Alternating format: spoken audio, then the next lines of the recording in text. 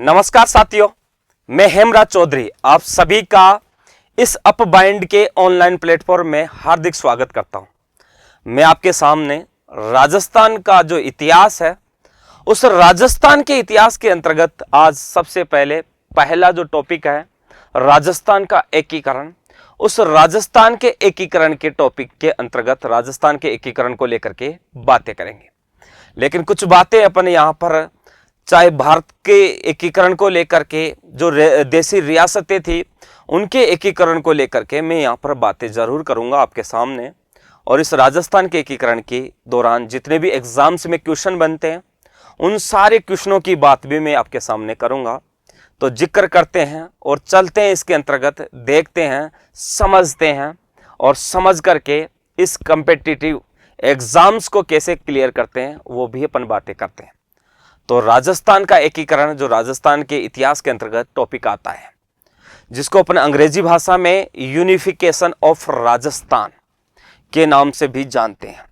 तो चलते हैं सबसे पहले राजस्थान का एकीकरण। राजस्थान का एकीकरण को पढ़ने से पहले अपने को इस देशी रियासतों को एक जगह करके एक राज्य को बनाने के लिए कौन सी संस्थाएं काम करती थी, कौन सी संस्थाएं बनी, उनकी भी बातें कर लेते हैं।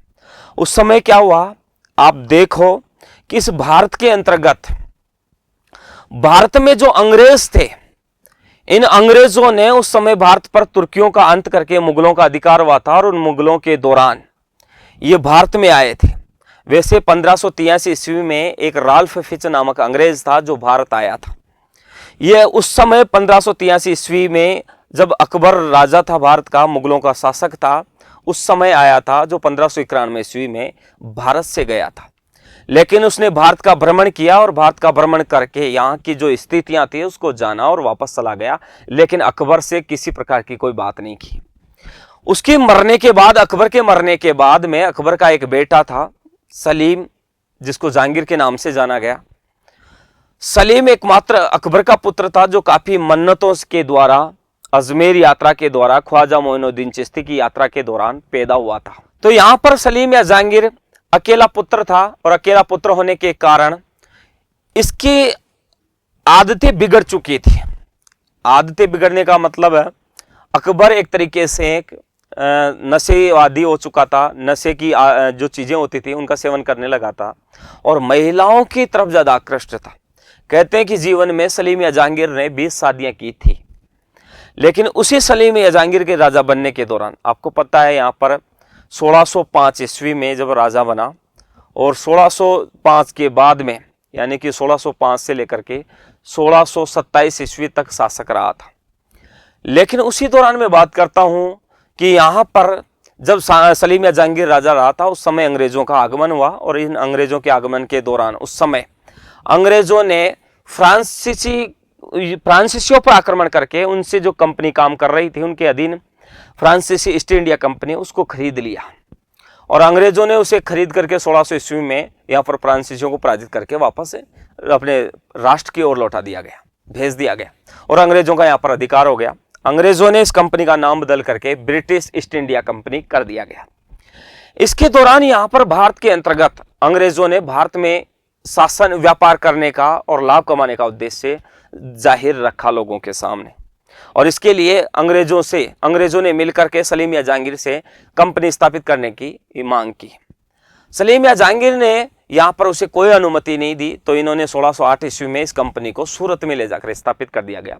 लेकिन जहांगीर ने 1613 ईस्वी में कंपनी को स्थापित करने की अनुमति प्रदान कर दी। उस समय कैप्टन हॉकिंस 1611 ईस्वी के अंतर्गत भारत आया था और इस 1100 ईस्वी में इन्होंने व्यापार करने की अनुमति मांगी।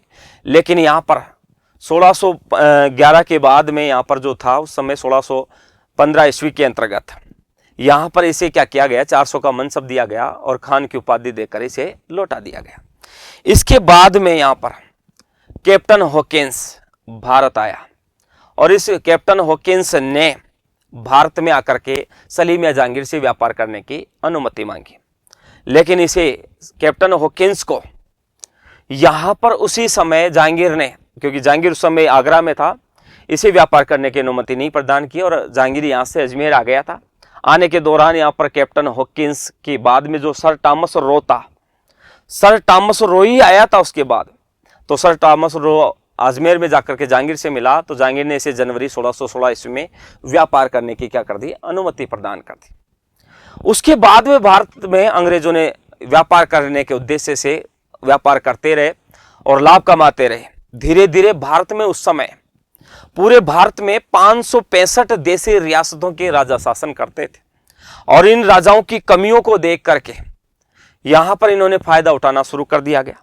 1848 ईस्वी की बातें थी।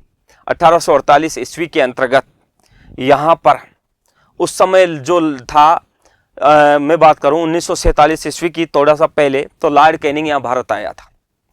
लॉर्ड कैनिंग यहां जब भारत आया था तो उस समय यहां पर लॉर्ड कैनिंग ने क्या किया गया, यहां पर भारत के अंतर्गत जो जितनी भी कमियां थी उनको देख करके इसका फायदा उठाना शुरू कर दिया गया और धीरे धीरे कानून बना करके देशी रियासतों के राजाओं को मिलाना शुरू कर दिया गया। उसी दौरान भारत में भी यहां पर कई नेता थे जो यहां पर भारत के हितार्थ काम करते थे। उनमें से एक व्यक्ति था जिसका नाम था सरदार वल्लभ भाई पटेल। सरदार वल्लभ भाई पटेल जो ये छोटी छोटी रियासतें अलग अलग थी, इनको एक मिला करके यहां पर राज्यों का निर्माण करना चाहते थे और ये सारे राज्य मिलकर के एक राष्ट्र का निर्माण करना चाहते थे। इसको देखते हुए सरदार वल्लभ भाई पटेल के नेतृत्व में यहां पर एक अधिनियम बनाया गया और उस अधिनियम को नाम दिया गया भारतीय स्वतंत्रता अधिनियम 1947। और इस भारतीय स्वतंत्रता अधिनियम 1947 के अंतर्गत यहां पर एक धारा बनाई गई जिस धारा का नाम दिया गया धारा 8। इस धारा 8 के तहत कोई भी क्षेत्र हो या कोई भी रियासतें हो या कोई भी केंद्र शासित प्रदेश हो, वो चाहे तो भारत में मिल सकता था, वो चाहे तो पाकिस्तान में मिल सकता था, क्योंकि अलग से उस समय मुस्लिम लीग पाकिस्तान की मांगे कर रही थी 1905 ईस्वी के अंतर्गत। जब आपको पता है यहां पर 1905 ईस्वी में बंगाल का विभाजन हुआ, 1906 ईस्वी में मुस्लिम लीग की स्थापना हुई। में मुस्लिम लीग तो 1906 में हुई है, ये ध्यान रखो। तो उसके दौरान अलग से राष्ट्र की मांगे उठ ही रही थी, तो उस समय इन्होंने कहा कि ठीक है, भारतीय स्वतंत्रता अधिनियम 1947 की धारा 8 के अंतर्गत जो भी रियासत है या क्षेत्र है वो भारत में रह सकता है। जो भारत में रहना नहीं चाहता है वो पाकिस्तान में जाकर के रह सकता है, या वो अगर भारत में भी नहीं रहे, पाकिस्तान में भी नहीं रहे, तो वो अलग से एक स्वतंत्र राष्ट्र बना सकता है। उसे यहां पर इसके अंतर्गत, कानून के अंतर्गत यहां पर अनुमति है। ऐसे दौरान ये कानून जो था उस समय इन चीजों को लेकर के यहां पर गठित किया गया था, लेकिन इस कानून के अंतर्गत काफी दिक्कतें होना स्वाभाविक था। इसको देखते हुए उस समय इन्होंने क्या किया, सरदार वल्लभ भाई पटेल ने इन रियासतों को मिलाने के लिए एक रियासती सचिवालय का गठन किया गया और इस रियासती सचिवालय का गठन 5 जुलाई 1947 ईस्वी को कहां पर किया गया, दिल्ली में किया गया। इसका मुख्यालय बना दिया गया दिल्ली, और यहां पर दिल्ली के दौरान वहां पर इसका अध्यक्ष बन गया सरदार वल्लभ भाई पटेल। सरदार वल्लभ भाई पटेल का यहां पर एक खास वफादार एक व्यक्ति था जिसका नाम था, उसको नाम दिया गया था सचिव, क्योंकि यहां पर एक सचिव होता था, एक सचिव बना था उस समय।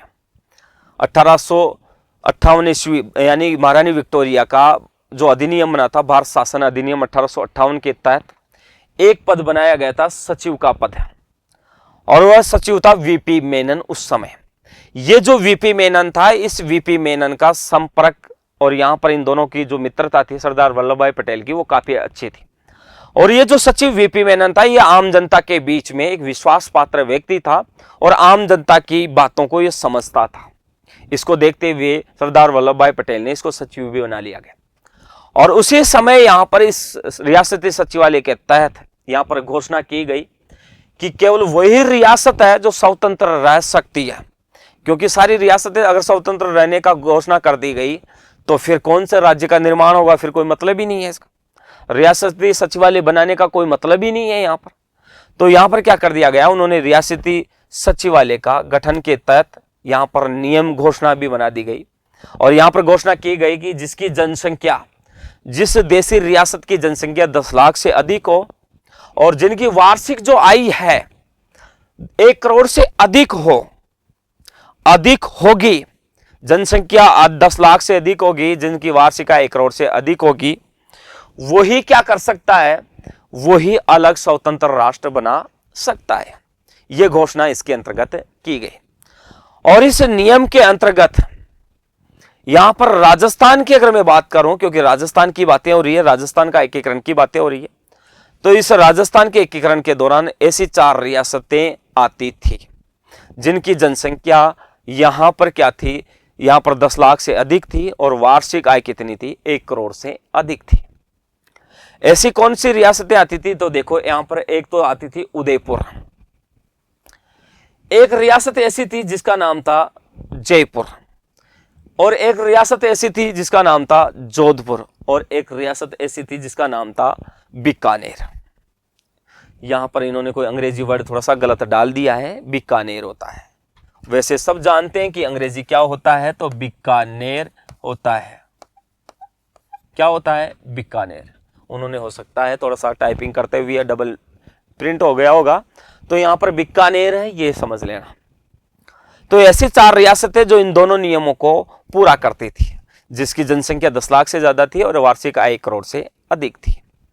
यहां पर एक उदयपुर थी, एक जयपुर थी, एक जोधपुर था और एक बीकानेर थी। ये ध्यान रखो। यहां पर यह भी ध्यान रखो कि राजस्थान का जो एकीकरण हुआ है वो सरदार वल्लभ भाई पटेल की ही देन है और इनका ही क्या है, श्रेय है। यह समझो आप।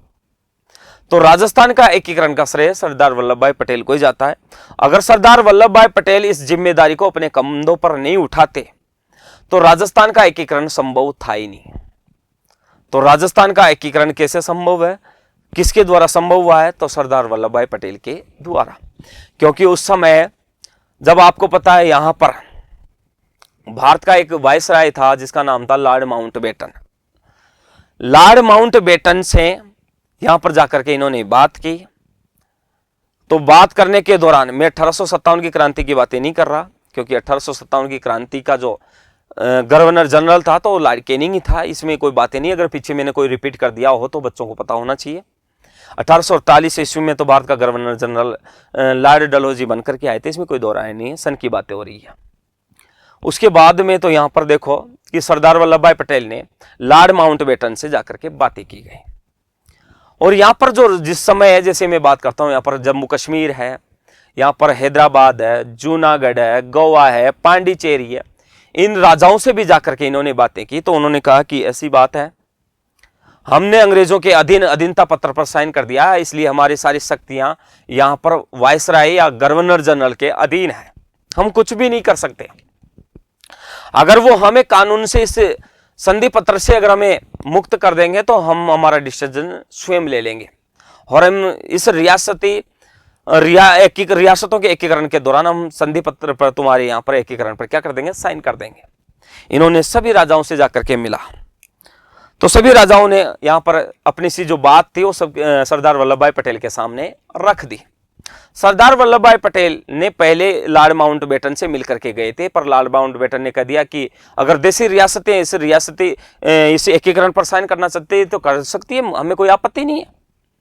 लेकिन जब राजाओं के पास, देशी रियासतों के राजाओं के पास गए तो उनसे ये बात का पता लगा कि यहां पर हम तो संधि पत्र पर साइन कर चुके हैं, हमारी तो सारी शक्तियां यहां गवर्नर जनरल या वायसराय के अधीन है, हम कुछ भी नहीं कर सकते। वापस सरदार वल्लभ भाई पटेल आए, लॉर्ड माउंटबेटन से आकर के कहा कि तुम तो ऐसे कह रहे थे, तुम तो हमसे छलावा कर रहे हो, हमसे झूठ बोल रहे हो, आप इन देशी रियासतों के राजाओं को तो संधि पत्र पर साइन करवा चुके हो, उनके पास तो कोई भी शक्ति नहीं है, आप उनको या तो संधि पत्र से जो शर्तें हैं उनसे मुक्त करो उन्हें, जब जाकर वो एकीकरण पर साइन कर सकते हैं। तो लॉर्ड माउंटबेटन ने कहा कि ठीक है, हम आज से उनको स्वतंत्र करते हैं। और इस दौरान भारतीय स्वतंत्रता अधिनियम 1947 की धारा 8 के अंतर्गत आज से ये सारी देशी रियासतें स्वतंत्र है, ये एकीकरण पर क्या कर सकती है, साइन कर सकती है। जो नियम तो इस प्रकार से हैं जो मैंने आपके सामने रखे कि यहां पर इनकी जनसंख्या 10 लाख से ज्यादा हो, इनका वार्षिक आय 1 करोड़ से ज्यादा हो, और यहां देखा जाए तो यहां पर यह भी तो पता होना चाहिए, क्या पता होना चाहिए कि यहां पर ये जो है भारत में भी मिले या पाकिस्तान में मिले या स्वतंत्र राष्ट्र है, हमें कोई आपत्ति नहीं है। ऐसा कह करके उन्होंने कर दिया। सरदार वल्लभ भाई पटेल वापस आए और सरदार वल्लभ भाई पटेल ने क्या किया, यहां पर उसी समय देशी रियासतों के राजा से आकर के मिले। मिलकर के इन्होंने क्या किया, सभी राजाओं से जो मिलना चाहते थे, राजस्थान के जो राजा थे, सबसे पहले संधि पत्र पर साइन किया, एकीकरण पर साइन किया। कहने का मतलब यह था। और उस समय 19 रियासतों के राजाओं ने क्या कर दिया, साइन कर दिया गया। इसका मतलब राजस्थान 19 रियासतों के राजाओं ने राजस्थान में मिलना स्वीकार कर दिया गया, संधि पत्र पर साइन हो गए। यहां एक केंद्र शासित प्रदेश बना दिया गया और यहां पर क्या कर दिए गए, 3 ठिकाने बना दिए गए राजस्थान में। तो आपसे क्वेश्चन पूछा जाएगा, यह ध्यान रखना, आपको पता होना चाहिए कि राजस्थान में कितनी रियासतें थी, तो 19 रियासतें थी जिन्होंने एकीकरण पर साइन किया है। उसके दौरान कितने केंद्र शासित प्रदेश थे, तो एकीकरण की शुरुआत के दौरान एक केंद्र शासित प्रदेश था, यह आपको पता होना चाहिए। ठिकाने कितने थे, तो ठिकाने 3 थे, यह भी आपको पता होना चाहिए। अगर रही बात आपसे पूछा जाए कि भारत में कुल कितनी रियासतें हैं, तो आपको यह पता होना चाहिए 565 रियासतें हैं। कितनी रियासतें हैं, 565 रियासतें। और कितनी रियासतों का एकीकरण हुआ, तो पूरे भारत में 562 रियासतों का क्या हुआ, एकीकरण हुआ। लेकिन यह भी तो पता होना चाहिए कि 3 ऐसी कौन सी रियासतें थी जिनका एकीकरण नहीं हुआ। तो मैं बता देता हूं कि राजस्थान में नहीं, पूरे भारत में 3 रियासतें ऐसी थी जिनका एकीकरण नहीं हुआ। 3 रियासतें कौन थी, देखो, पहली रियासत की मैं बात करता हूं, कश्मीर। कौन सी है, कश्मीर। उसके बाद में यह बात करता हूं, दूसरी रियासत है हैदराबाद। कौन सी रियासत है, हैदराबाद। तीसरी रियासत कौन सी है, तो तीसरी रियासत है जूनागढ़, जिन्होंने क्या किया है, एकीकरण पर साइन नहीं किया। कश्मीर, हैदराबाद और जूनागढ़ 3 रियासतें ऐसी है जिन्होंने एकीकरण पर साइन नहीं किया। आपसे क्वेश्चन कैसा भी आए कि राजस्थान की कितनी रियासतें थी जिन्होंने एकीकरण पर साइन किया, तो 19 रियासतें थी। कितने केंद्र शासित प्रदेश थे, तो एकीकरण की शुरुआत के दौरान एक केंद्र शासित प्रदेश था, बाद में दूसरा भी यहां पर बना था, जिसका नाम था यहां पर कौन सा, यहां पर सुनेल टप्पा, जो सिरोही में आते थे, यानी कि सिरोही था दूसरा। तीसरे 3 ठिकाने कौन से थे, तो 3 ठिकाने यहां पर बने थे, उनकी भी बात कर लेंगे कौन से थे। यहां पर भारत में कुल रियासतें कितनी थी, तो 565 थी, यह आपको पता होना चाहिए। कोई से भी एग्जाम में आए, यह आपको पता होना चाहिए। एकीकरण कितने का हुआ, तो 562 का एकीकरण हुआ। 3 रियासतें ऐसी थी भारत में जिनका एकीकरण नहीं हुआ। एक है कश्मीर, दूसरी है हैदराबाद, तीसरी कौन सी है, जूनागढ़। यह आपको पता होना चाहिए। आगे की बात करते हैं। देखो, ये हर एग्जाम में पूछे जाते हैं, ये ध्यान रखना, गलती कभी नहीं करनी है। जो मैं यहां पढ़ा रहा हूं उतना ही ध्यान रखना है, किसी प्रकार की कोई गलती अपने को करनी नहीं है, बस सोच समझ करके अपने को जवाब देना है। ये हर बार हर कंपटीशन में पूछा जाता है, ये भी आपको पता होना चाहिए। तो बात करता हूं, देखो, राजस्थान में जो रियासतें रही है 19, उन रियासतों की भी थोड़ी सी अपन मोटे मोटे रूप से बात कर लेते हैं। आपको यह पता होना चाहिए कि सबसे प्राचीन रियासत कौन सी थी, तो मैं बता देता हूं कि सबसे प्राचीन रियासत मेवाड़ थी। कौन सी थी, मेवाड़। सबसे प्राचीन, सबसे पहले जो रियासत बनी थी वो मेवाड़ी थी, यह आपको पता होना चाहिए।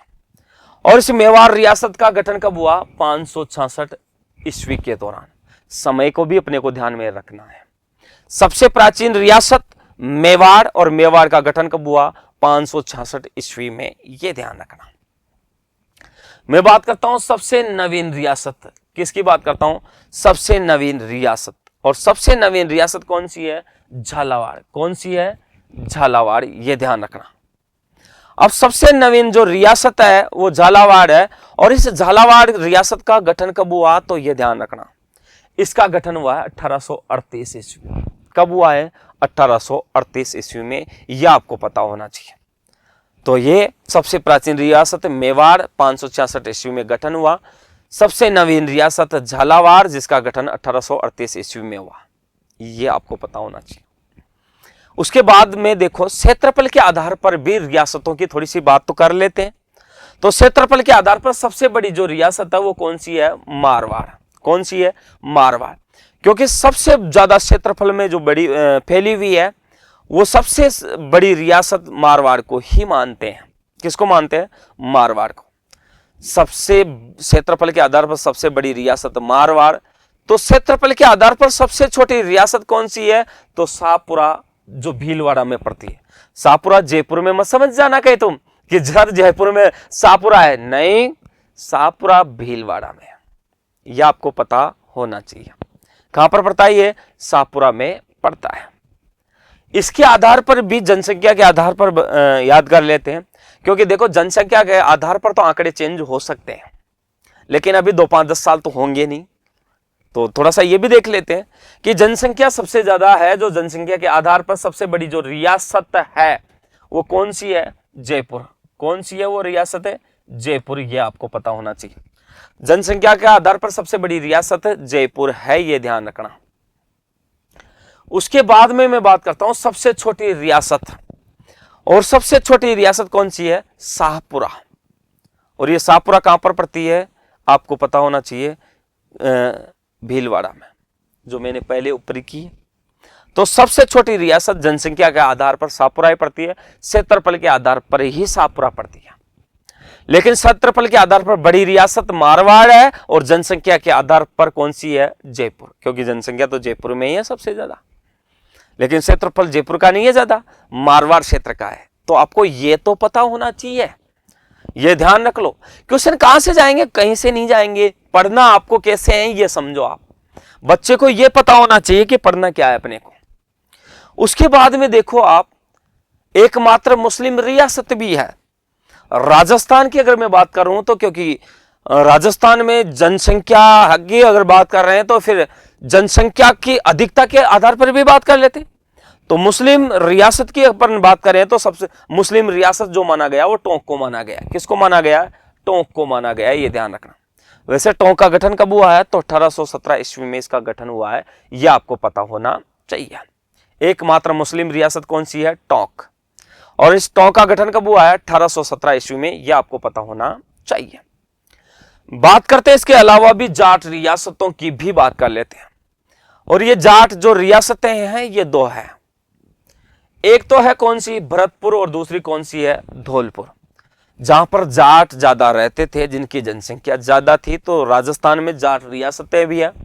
एक भरतपुर है और दूसरी कौन सी है? धौलपुर। ये आपको पता होना चाहिए। तो आपको ये पता हो गया कि राजस्थान में अपने जो रियासतें हैं 19 रियासतें। 19 रियासतों में सबसे प्राचीन रियासत कौन सी है? तो मेवाड़ है, और उस मेवाड़ का गठन कब हुआ है? 566 ईस्वी। सबसे नवीन रियासत कौन सी है? तो झालावाड़ है, जिसका गठन कब हुआ है? 1838 ईस्वी में। क्षेत्रफल के आधार पर अपने बात करें तो क्षेत्रफल के आधार पर सबसे बड़ी रियासत मारवाड़ है, इसमें कोई दो राय नहीं। और उसके अलावा क्षेत्रफल के आधार पर सबसे छोटी रियासत की भी अपन ने बात की है, तो शाहपुरा है। जनसंख्या के आधार पर भी अपन ने बात की थी वैसे तो जनसंख्या के आधार पर सबसे बड़ी रियासत जयपुर है, और सबसे छोटी रियासत शाहपुरा भीलवाड़ा है। एकमात्र मुस्लिम रियासत कौन सी है? टोंक है, 1817 ईस्वी में। जाट रियासतों की भी बातें करें तो दो है, एक है भरतपुर और दूसरी कौन सी है? धौलपुर रियासतें, ये ध्यान रखना। आगे की भी बात कर लेते हैं। देखो रियासतों की अगर बातें करें तो देखो रियासतों को क्या होता था, पहले उनकी जो सामर्थ्यवान आर्थिक रूप से और सैन्य रूप से जो मजबूती होती थी, राजा के वर्चस्व जो जितना होता था उसी अकॉर्डिंग उनको क्या किया जाता था? सरकारी रूप से उनको तोपों की सलामी दी जाती थी। यह आपको पता होना चाहिए। तो ये भी देखो आप उस समय या तो जयपुर की या जोधपुर की या उदयपुर की या बीकानेर की, इन रियासतों की ही क्या हो सकती है? वर्चस्व ज्यादा हो सकता है।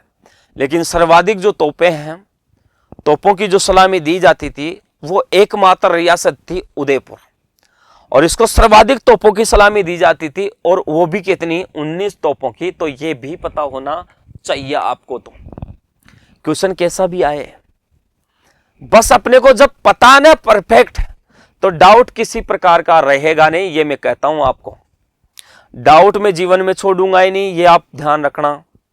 अपने को पढ़ना वैसा है जो एग्जाम में हूबहू उठ करके आते हैं। मैं पढ़ाऊंगा वही जो एग्जाम में ऐसे के ऐसे उठ करके आते हैं, ये घबराना नहीं है आपको। इसके अलावा अपन ने बात की कि सर्वाधिक तोपों की सलामी उदयपुर को मिलती थी, 19। ऐसी बात नहीं है कि बाकी को नहीं मिलती थी, पर उनको इनकी अपेक्षा कम मिलती थी। इसके अलावा ऐसी रियासतें थी जिनको तोपों की सलामी मिलती ही नहीं थी। तो यहां पर आपको पता है किशनगढ़, पहले किशनगढ़ स्वतंत्र था, आजकल तो किशनगढ़ अजमेर में आ गया। शाहपुरा, तो शाहपुरा कहां पर पड़ता है? भीलवाड़ा में। ये दो रियासतें ऐसी थी जिन्हें तोपों की सलामी का अधिकार नहीं था, इन्हें तोपों की सलामी प्रदान नहीं की जाती थी, अधिकार में नहीं था ये। तो कौन सी दो रियासतें थी? एक तो किशनगढ़ और दूसरी शाहपुरा रियासतें, जिनको तोपों की सलामी का अधिकार नहीं था। लेकिन सर्वाधिक तोपें किसको मिलती थी? उदयपुर को। कितनी मिलती थी? 19 तोपें। यह आपको पता होना चाहिए।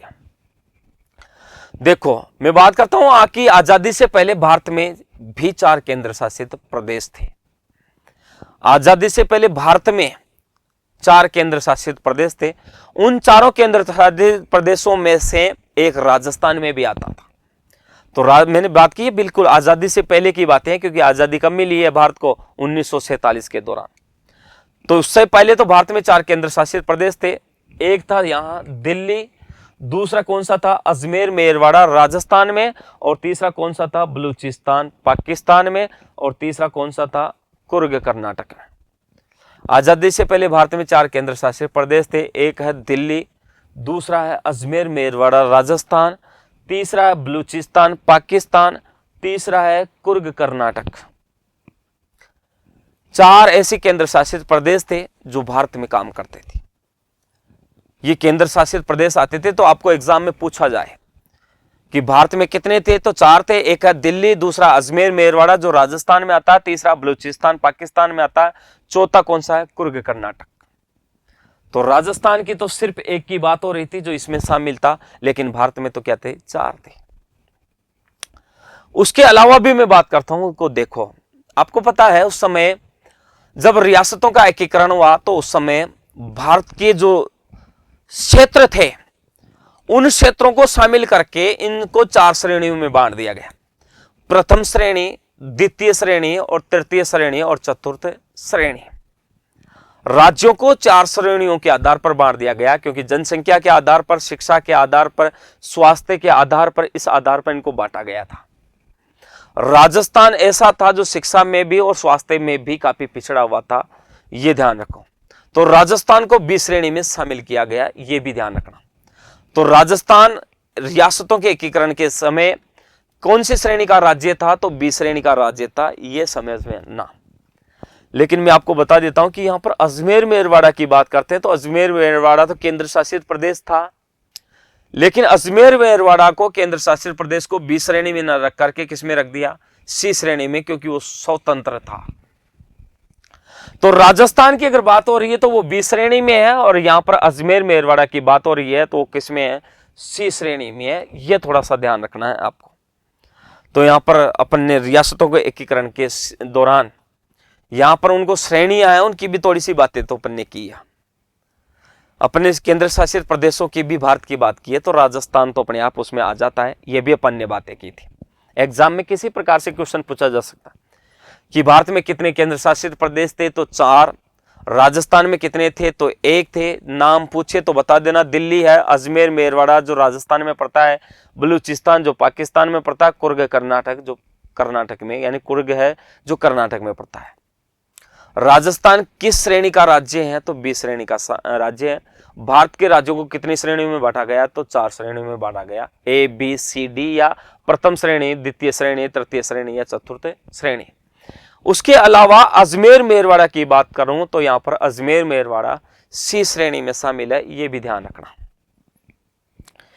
इसके आगे की थोड़ी सी बात कर लेते हैं और देखते हैं, क्योंकि क्वेश्चनों का और राजस्थान की जो रियासतों का एकीकरण है वो बहुत अच्छी तरीके से अपने को पढ़ना है। और ऐसे इससे बाहर चाहे IAS हो चाहे RS हो, कोई सा भी एग्जाम हो, टीचर लाइन का कोई सा भी हो, यहां पर CT LDC का, कोई सा भी राजस्थान पुलिस का, पटवार का, ग्राम सेवक वीडियो का जो एग्जाम होता है उसमें कोई सा क्वेश्चन बाहर नहीं जाता है, ये ध्यान रखो।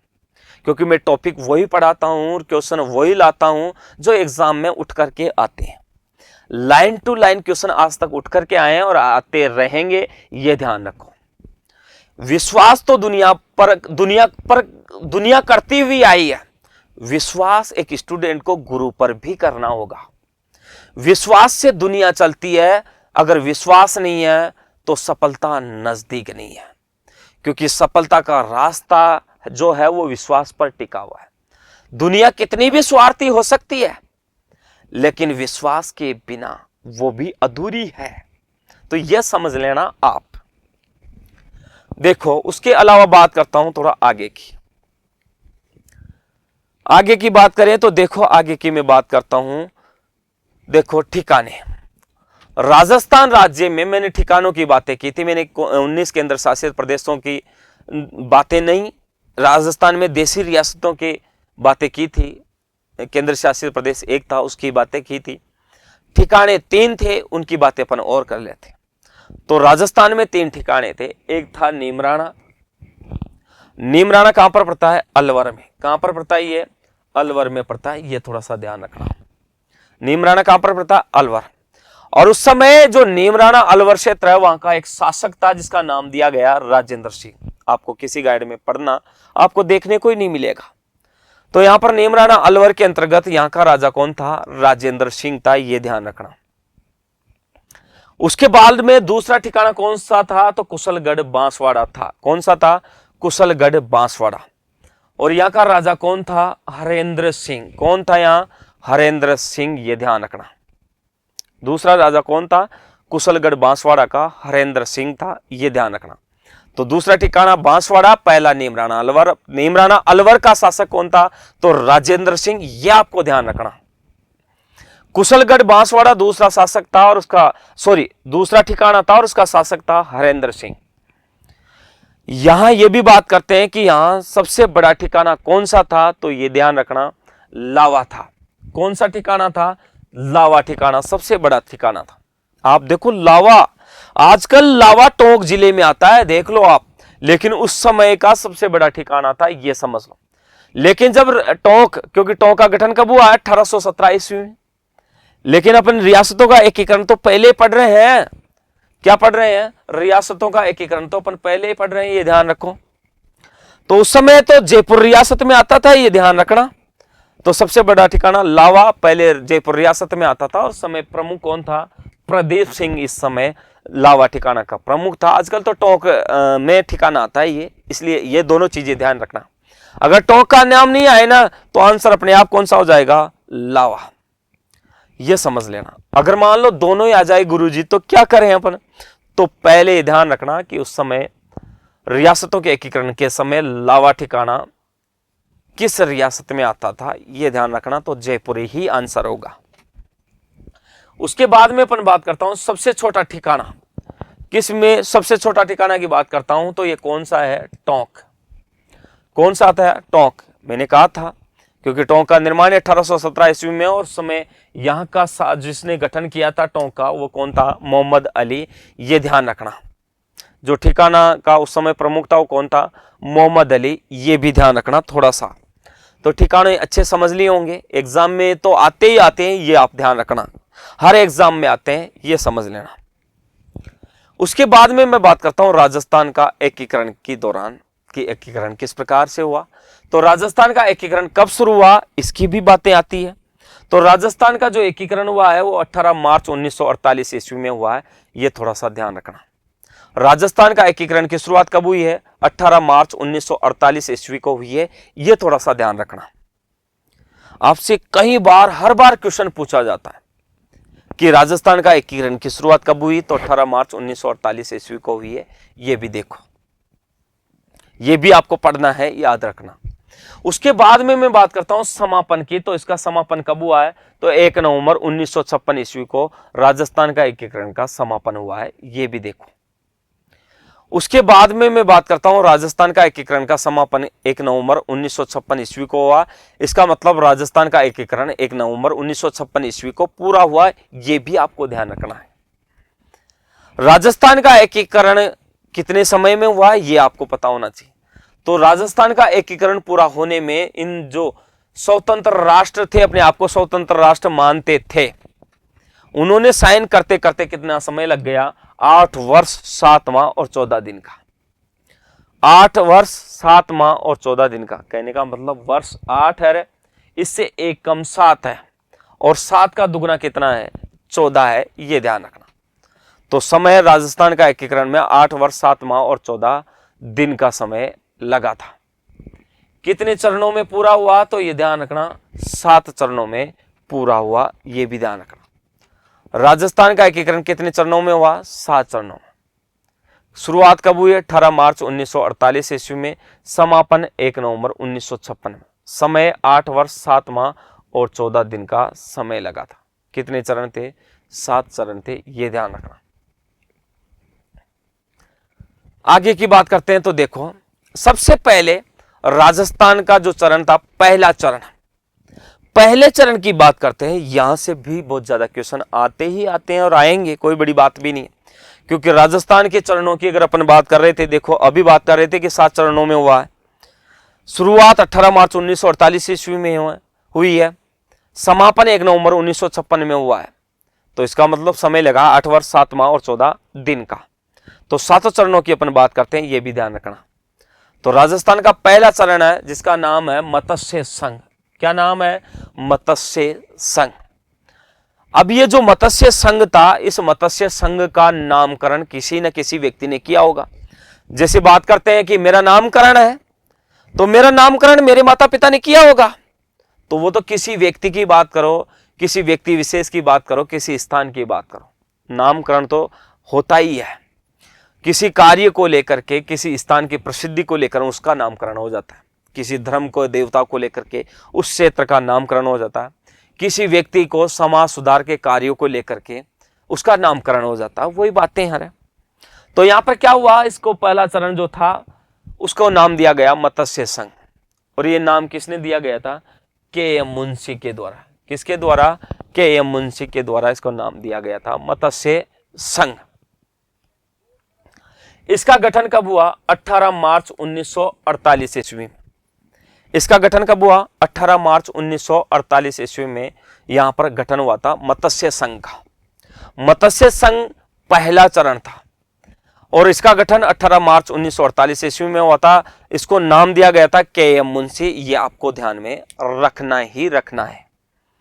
यहां पर इसका गठन करने के दौरान कौन कौन सी रियासतें ऐसी थी जिन्होंने साइन किया था, हस्ताक्षर किया था, तो आपको पता होना चाहिए।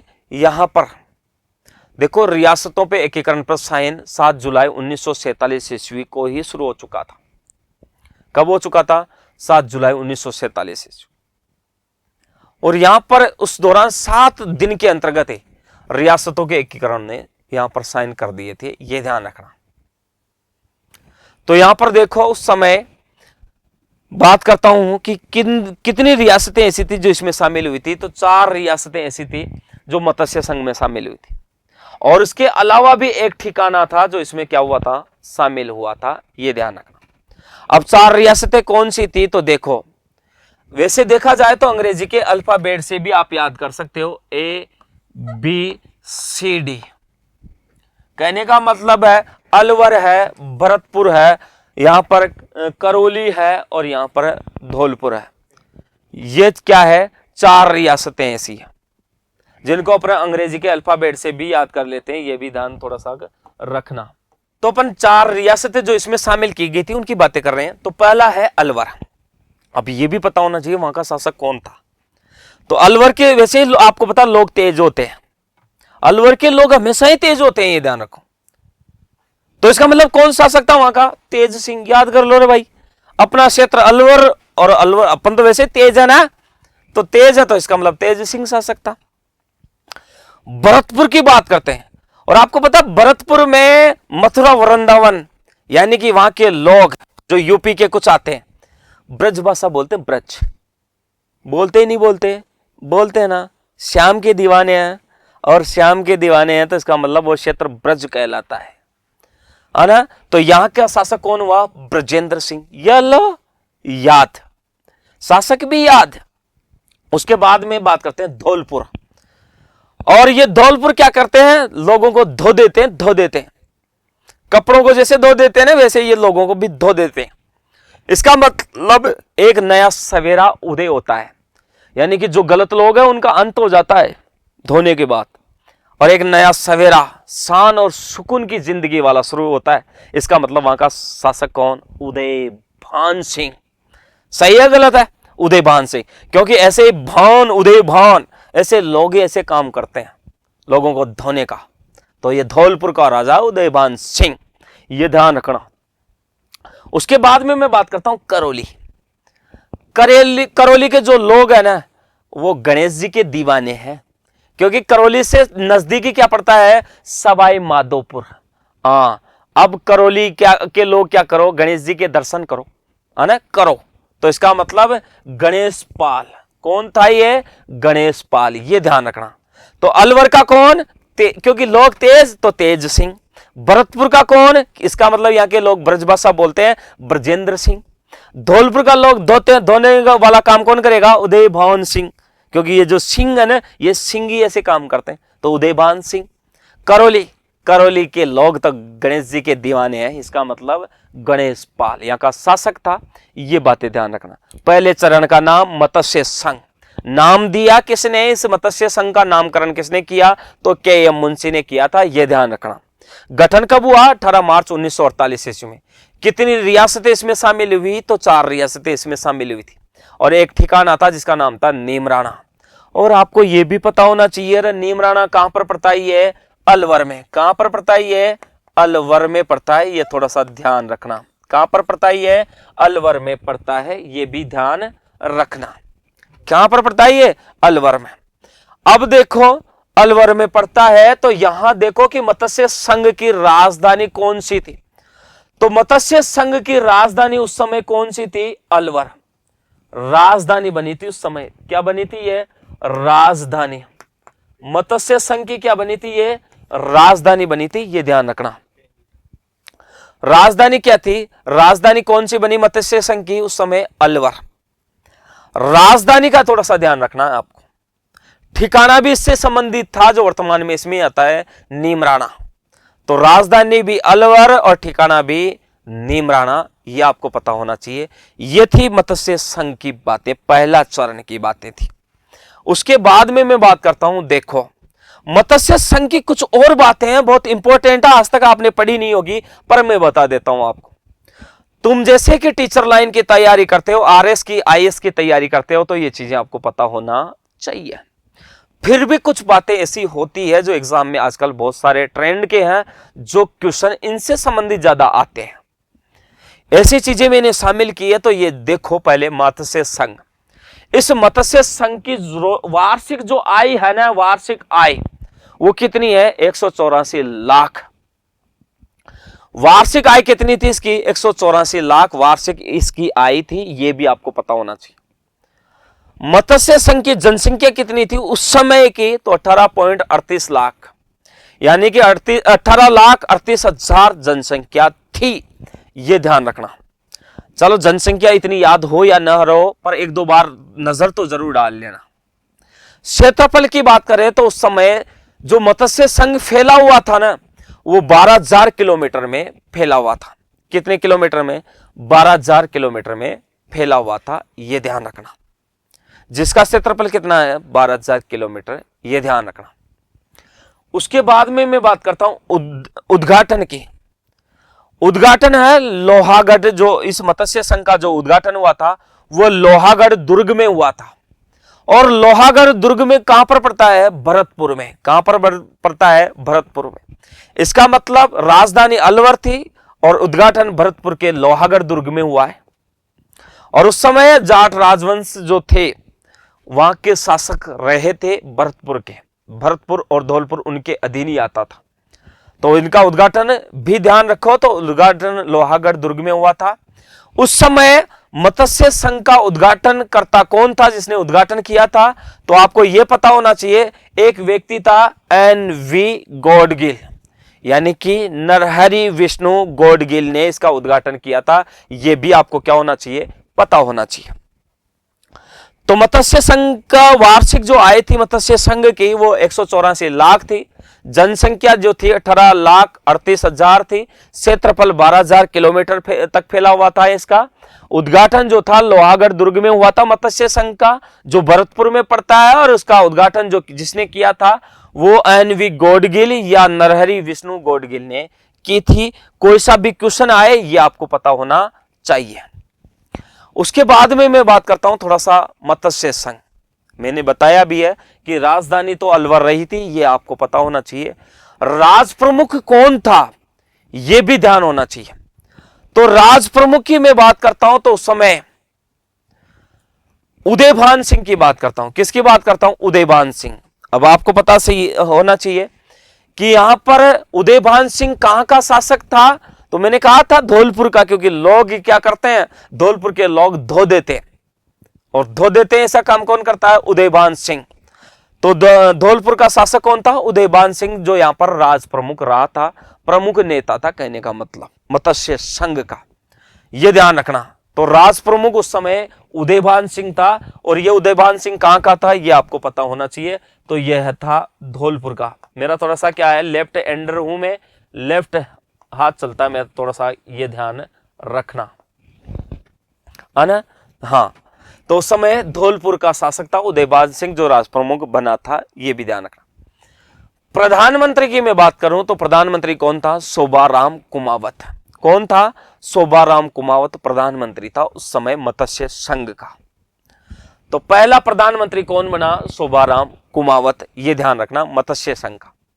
उप प्रधानमंत्रियों की भी बात कर लेता हूं, पर इतना डीपली क्वेश्चन नहीं आता, आरएस जैसे एग्जाम्स में जरूर पूछ लेता है, तो थोड़ा सा ये चीजें मेरे को नॉलेज है तो मैं बता देता हूं कि उस समय उप प्रधानमंत्री थे जुगल किशोर चतुर्वेदी और गोपीलाल यादव। आज आपको पता है कि जैसे कि मैं बात करता हूं मई 2023 की बात करता हूं, तो इस समय आपको पता कांग्रेस की सरकार है, और उस समय राजस्थान के अंतर्गत आपको पता है अशोक गहलोत अपना मुख्यमंत्री है। लेकिन उस समय आपको पता है यहां पर उप मुख्यमंत्री भी है, जिसका नाम क्या है यहां पर आपको पता है? सचिन पायलट। वैसे ही उस समय एक प्रधानमंत्री भी होता था, पहले प्रधानमंत्री के नाम से जाना जाता था इसको, क्योंकि मुख्यमंत्री का पद बना नहीं था, यह आपको पता होना चाहिए। तो इस समय उप प्रधानमंत्री जुगल किशोर चतुर्वेदी, और दूसरा तो कौन सा था? गोपीलाल यादव। आगे की बात कर लेते हैं, थोड़ा सा देखो कुछ महत्वपूर्ण जो बातें हैं जो अपने यहां पर मत्स्य संघ से संबंधित है, उसकी भी बात कर लेता हूं। मैंने बताया थी अलवर का एक शासक था तेज सिंह, और इस तेज सिंह का एक दीवान था, और उस दीवान का नाम क्या था? एनवी खरे। यह उस समय क्या हुआ कि एक प्रमुख नेता था भारत का, जिसका नाम था महात्मा गांधी जी। महात्मा गांधी जी ने इन रियासतों के एकीकरणों को, मिलान को लेकर के दखलबाजी करना शुरू कर दिया था, और ये चीजें यहां पर अलवर के शासकों के और कुछ जैसे सरदार वल्लभ भाई पटेल के ये अच्छी नहीं लगी। तो अलवर के शासक तेज सिंह और दीवान एनवी खरे ने मिलकर के यहां पर गांधी जी की क्या करवा दी? नाथूराम गोडसे के माध्यम से हत्या करवा दी गई। और यहां पर क्या हुआ? महात्मा गांधी जी की हत्या करवाने के दौरान जब इनकी जांच करने के लिए कमेटी बनी, तो यहां पर अलवर के शासकों पर भी शक हुआ, तो इनको क्या कर दिया गया? नजरबंद कर दिया गया है, ये ध्यान रखना, नजर रखी गई इनके ऊपर। तो ये संबंधित चीजें हैं जो भी ध्यान रखना आप। उसके बाद में मैं बात करता हूं मान सिंह। ये उस समय आपको पता है कि यहां पर भरतपुर का एक शासक था ब्रजेंद्र सिंह। उस ब्रजेंद्र सिंह का ये मान सिंह जो था भाई था। कहीं तुम आमेर का राजा समझ जाओ, जयपुर का राजा समझ जाओ, नहीं, ये मान सिंह ब्रजेंद्र का भाई था। इसने कहा था रियासतों के एकीकरण को लेकर के, मत्स्य संघ का जब विलय पत्र प्रसारण हुआ था, तो उस समय समझ गया था ये कि यहां पर जाट जो है, जाटों को खतरा है, जाट जो झंडा है, जो जाट झंडा लेकर के खड़े हैं, वो खतरे में है, ये ध्यान रखो। और उस समय जाटों की 2 रियासतें थी, यहां पर अलवर और भरतपुर। तो मान सिंह ने इनको लेकर के कहा था कि जाट झंडा खतरे में है। उसके बाद में देखो कि जुगल किशोर चतुर्वेदी की बात करें तो जुगल किशोर चतुर्वेदी जो है, जो उस समय दूसरा जवाहरलाल नेहरू कहलाता था। वैसे जवाहरलाल नेहरू तो आपको पता है कि पंडित जवाहरलाल नेहरू जो भारत का प्रथम प्रधानमंत्री बना था निर्वाचन के दौरान, लेकिन यहां पर जुगल किशोर चतुर्वेदी को दूसरा जवाहरलाल नेहरू के नाम से उपमा दी गई है। यह भी थोड़ा सा ध्यान रख लेना, क्योंकि ये ज्यादा क्वेश्चन पूछे ही जाते हैं, और मेरी तो हर लाइन उठ करके आएगी, ये भी आप ध्यान रखना। देखो राजस्थान एकीकरण का दूसरा चरण की अपन क्या करते हैं, थोड़ी सी बात कर लेते हैं। तो राजस्थान एकीकरण का दूसरा चरण की बात करें तो दूसरा चरण देखो, यहां पर दूसरा चरण नाम दिया गया था पूर्व, और वैसे देखा जाए तो इसको पूरा नाम है पूर्व राजस्थान संघ। पूर्व राजस्थान संघ है इसका पूरा नाम। तो वैसे राजस्थान का दूसरा चरण का नाम है पूर्व राजस्थान। वैसे राजस्थान शब्द का प्रयोग जो हुआ है वो दूसरे चरण में हुआ है, लेकिन यहां राजस्थान शब्द को मान्यता नहीं दी गई थी केंद्र सरकार के द्वारा। यह भी थोड़ा सा ध्यान रखना, आपसे क्वेश्चन कई बार आया हुआ है और क्वेश्चन पूछा भी गया है। यह भी ध्यान रखो कि राजस्थान शब्द का प्रयोग कब हुआ, तो दूसरे चरण में। राजस्थान शब्द को मान्यता कब मिली, तो 26 जनवरी 1950 ईस्वी में छठे चरण के दौरान राजस्थान शब्द को मान्यता दी गई। तो यह ध्यान रखना। तो दूसरे चरण का नाम है पूर्व राजस्थान संघ। दूसरे चरण का गठन कब हुआ, तो यह भी आपको पता होना चाहिए। 25 मार्च 1948 ईस्वी को दूसरे चरण का क्या हुआ है, गठन हुआ है। यह ध्यान रखो कब गठन हुआ है, 25 मार्च 1948 ईस्वी को दूसरे चरण का गठन हुआ है। अब दूसरे चरण का गठन 25 मार्च को हुआ है, तो आपको मैं ये भी क्वेश्चन पूछ लेता हूं कि पहले चरण का गठन कब हुआ। तो यहां पर आपको पता है पहले चरण का गठन यहां 18 मार्च 1948 ईस्वी को हुआ है। उसके बाद में दूसरा कब हुआ है, 25 मार्च की बात कर रहे हो आप, तो 25 मार्च को ही हुआ है, 25 मार्च 1948 ईस्वी को। इस दूसरे चरण में कितनी रियासतें शामिल हुई, तो 9 रियासतें यहां शामिल हुई। 9 रियासतें कौन सी थी उसकी भी बात करेंगे, लेकिन आपको पता शॉर्ट ट्रिक बता देता हूं मैं। बाबू झाड़ो कीको प्रसाटो, ये 9 रियासतें शामिल हुई थी।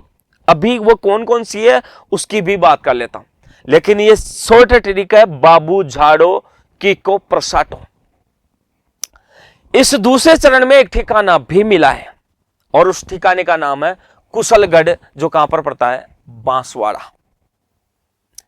दूसरा ठिकाना कौन सा हुआ, कुशलगढ़ बांसवाड़ा। यह ध्यान रखना है आपको। और इसका 9 रियासतों का विलय हुआ, तो 9 रियासतें कौन सी है दूसरे चरण में, तो देखो एक है बांसवाड़ा, दूसरा है बूंदी, तीसरा है किशनगढ़, चौथा है कोटा, पांचवा है झालावाड़, छठा है डूंगरपुर, सातवां कौन सा हो सकता है, प्रतापगढ़, आठवां कौन सा है, शाहपुरा, और नौवां कौन सा है, टोंक। कौन सा है, टोंक। ये ध्यान रखना।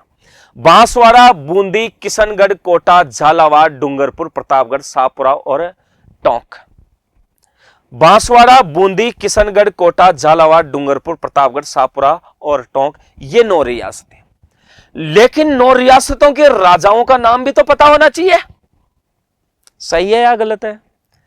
यह भी तो बड़ा गेम है और यह भी तो बड़ा खेल है। तो मैं ट्रिक के माध्यम से आपको यही याद करा दूंगा, ध्यान रखना। और देखो, ये देखो कि बांसवाड़ा है और बांसवाड़ा में चंद्र बिंदु का प्रयोग हो रखा। देखो बिंदु है एक बांसवाड़ा के, यानी कि बांस है, आपको पता चमकती है, चंद्रमा के समान चमकती है। इसका मतलब यहां का राजा बांस चमकती है, चंद्र के समान चमकती है, तो चंद्रवीर सिंह था। यह ध्यान रखना। उसके बाद में देखो बूंदी की बात करते हैं। और बूंदी के जो लोग होते हैं वो बड़े बहादुर होते रहे, क्योंकि यहाँ के लोग कृषि कार्य करते हैं, क्योंकि यह हाड़ौती क्षेत्र में आ जाता है। कोटा, बूंदी, बारां, झालावाड़ जो क्षेत्र है यह हाड़ौती क्षेत्र में आता है। और ब क्षेत्र है, ब से बहादुर सिंह है कि नहीं है। दूसरी रियासत है, उसके राजा का नाम का पता चल गया, बहादुर सिंह है। तीसरी रियासत है किशनगढ़। कौन सी है, किशनगढ़। और यहां का शासक कौन है, सुमेर सिंह। कौन है यहां का शासक है, सुमेर सिंह। यह ध्यान रखो। तीसरी रियासत कौन सी है, कोटा। कौन सी रियासत है, कोटा। यह भी देखो। और आपको पता कोटा के भी जो लोग हैं वो भीम होते हैं, भीम। जैसे बहादुर होते हैं ना, उनको भी भीम बोलते हैं।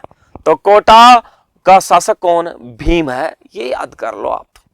कोटा भीम, बूंदी बहादुर, बांसवाड़ा का चंद्रवीर सिंह, किशनगढ़ का कौन, सुमेर सिंह। ध्यान रखो, ये सिंह है। उसके बाद में अपन बात करेंगे किसकी, झालावाड़ की। और झालावाड़ का शासक कौन है, यहां पर झालावाड़ का शासक है हरिश्चंद्र। क्योंकि झालावाड़ के जो लोग होते हैं ना, सत्यवादी हरिश्चंद्र होते हैं। ये ध्यान रखना, कभी झूठ नहीं बोलते रहे। आप देखो अपने क्लास के जो सहपाठी है या जो कोचिंग में अपने साथ पढ़ते हैं, झालावाड़ के लोग हमेशा सत्य बोलते हैं, हरिश्चंद्र है ये लोग। तो झालावाड़ का शासक कौन? हरिश्चंद्र। याद कर लो रे, यही तो याद करना है अपने को, बस क्लास में याद हो जाए, वही गुरु महान, वही ज्ञान महान। उसके बाद देखो डूंगरपुर की बात करता हूं। किसकी बात करता हूं? डूंगरपुर। और डूंगरपुर है यानी पहाड़ी इलाका है, और डूंगरपुर में पहाड़ों से संबंध किसका हुआ है कि भगवान राम का भाई था लक्ष्मण सिंह, मूर्छित हो गए थे, और हनुमान जी एक बार सजीवनी बूटी लाने के लिए पहाड़ों को उठा करके आए थे। इसका मतलब लक्ष्मण सिंह का संबंध पहाड़ों से है, और यह डूंगरपुर है, डूंगर है, पहाड़ है, इसका मतलब लक्ष्मण सिंह। समझ लो, याद करना अपने को, तो जीके याद होनी चाहिए, ताल्लुकात संबंध बिठाने अपने को और कुछ नहीं करना। उसके बाद चलो आप प्रतापगढ़ है, अरे प्रतापगढ़ है तो स्वयं ही प्रतापगढ़ है, तो प्रताप सिंह कर दो ना, क्या दिक्कत है आपको? तो प्रताप सिंह वहां का राजा था। उसके बाद में देखो शाहपुरा की बात करते हैं। शाहपुरा कहां पर पड़ता है? भीलवाड़ा। तो सा आ रहा, तो सा में सा शब्द आ रहा, तो सुदर्शन सिंह है। कौन है? सुदर्शन सिंह। बस दिक्कत कहां है? कहीं ना कहीं ताल्लुकात बिठाना है। शाहपुरा का सुदर्शन सिंह, और टोंक नवाबों की नगरी है, इसका मतलब नवाब है तो उसका नाम भी नवाबों से संबंधित होगा, तो मोहम्मद अली है। कौन है? मोहम्मद अली। वापस से रिपीट कर लो, बांसवाड़ा का चंद्रवीर सिंह है, बूंदी का बहादुर सिंह है, किशनगढ़ का सुमेर सिंह है, कोटा का भीम सिंह है, झालावाड़ का हरिश्चंद्र है, डूंगरपुर का लक्ष्मण सिंह है, प्रतापगढ़ का प्रताप सिंह है, शाहपुरा का कौन होगा? सुदर्शन देव, और टोंक का मोहम्मद अली। ये थोड़ा सा ध्यान रखना। तो 9 रियासतें जो मिली थी उनकी अपन ने बात की थी। बात करते हैं आगे क्या, यहां पर थोड़ा सा दूसरे चरण में थोड़ी सी अपन और बात कर लेते हैं। दूसरे चरण की बात करें तो यहां की जनसंख्या कितनी थी? 23.5 लाख, जबकि पहले चरण की जनसंख्या 18.38 लाख। दूसरे चरण की 23.5 लाख, यानी कि जनसंख्या ज्यादा थी। क्षेत्रफल की बात करें तो क्षेत्रफल कितना था? 16,807 किलोमीटर। कितना था? 16,807 किलोमीटर था, जबकि पहले चरण का क्षेत्रफल 12,000 किलोमीटर था। ये ध्यान रखो। तो दूसरे क्षेत्रफल के 16,807 किलोमीटर है। उसके बाद अपन बात करें तो देखो दूसरे चरण की वार्षिक आय कितनी है, तो ध्यान रखना वार्षिक आय होगी उनकी 2 करोड़ से अधिक, क्योंकि आपको पता है 184 लाख जो थी पहले चरण मत्स्य संघ की आय थी। तो दूसरे चरण की आय कितनी है? 2 करोड़ से अधिक है, क्योंकि क्षेत्रफल भी ज्यादा, जनसंख्या भी ज्यादा, तो आय भी ज्यादा होगी। ये ध्यान रखो, यही तो चीजें अपने को याद करनी है, ये तो सारी ट्रिक्स होती है। उसके बाद में अपन बात करें उद्घाटन, और उद्घाटन किसने किया है? कोटा, सॉरी, यहां पर दूसरे चरण का उद्घाटन कहां पर हुआ है? तो उद्घाटन हुआ है कोटा दुर्ग में। कहां पर हुआ है? कोटा दुर्ग में उद्घाटन हुआ। जबकि मत्स्य संघ का उद्घाटन कहां पर हुआ है? लोहागढ़ दुर्ग, जो कहां पर पड़ता है? भरतपुर में। उद्घाटन कहां पर हुआ दूसरे चरण का? तो दूसरे चरण का आपको पता, पूर्व राजस्थान संघ नाम दिया गया, उसका उद्घाटन कोटा दुर्ग में हुआ। उद्घाटनकर्ता की बात करते हैं तो नरहरि विष्णु गोडगिल ने की है, यानी कि NV गोडगिल दूसरे का भी क्या कर रहा है? उद्घाटन करता। बात करें यहां पर राजधानी, तो राजधानी कौन सी है? कोटा। पहले चरण मत्स्य संघ की राजधानी अलवर थी, यह ध्यान रखना। दूसरे की राजधानी कौन सी रही है? कोटा। उद्घाटन भी कोटा दुर्ग में ही हुआ, राजधानी भी उसको ही बनाया गया। लेकिन पहले चरण में उद्घाटन लोहागढ़ दुर्ग भरतपुर में और राजधानी अलवर को बनाया गया। राज प्रमुख कौन था? तो यहां पर भीम सिंह था। भीम सिंह कहां का शासक है? कोटा का शासक। जब भी वहां पर धौलपुर का शासक था उदयभान सिंह। मत्स्य संघ का राज प्रमुख उसे ही बनाया गया। यह ध्यान रखना। राज प्रमुख कौन सा है? भीम सिंह है, यह ध्यान रखना। उसके बाद में आगे बात करते हैं, थोड़ा सा उपराज प्रमुख की भी बात कर लेते हैं, क्योंकि यहां पर दूसरे चरण में उपराज प्रमुख का पद बना था, और उपराज प्रमुख बनाया गया था बूंदी का शासक बहादुर सिंह। समझ लो अपने आप, कहां का शासक है यह? बहादुर सिंह बूंदी का शासक है, मैंने पीछे पढ़ाया था आपको। तो राज प्रमुख का पद तो 18 मार्च 1948 ईस्वी में चला था।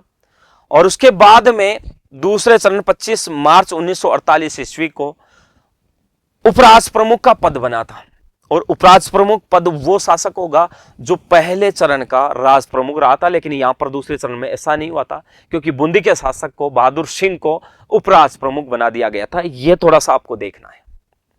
इसके दौरान दूसरे चरण का जो प्रधानमंत्री था वो कौन था? गोकुल लाल असावा।